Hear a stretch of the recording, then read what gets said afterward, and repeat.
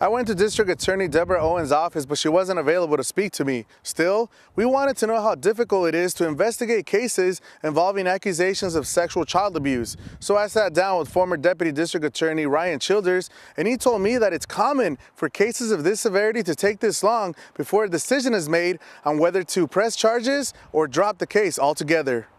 When you're talking about a young child who's the victim, there are obviously some difficulties in eliciting information from a young child. Childers says that the District Attorney's Office will not issue a warrant for an arrest or move forward with filing criminal charges until they are 100% confident that the evidence is factual. The ethical standard that they have to meet when they're looking at the information and evidence that they have is whether or not they believe they can prove the charges they're going to bring beyond a reasonable doubt. Reasonable doubt in this case, involving a serious claim that a school janitor physically molested a child, requires evidence beyond he said, she said. There are special types of interviews that have to be done.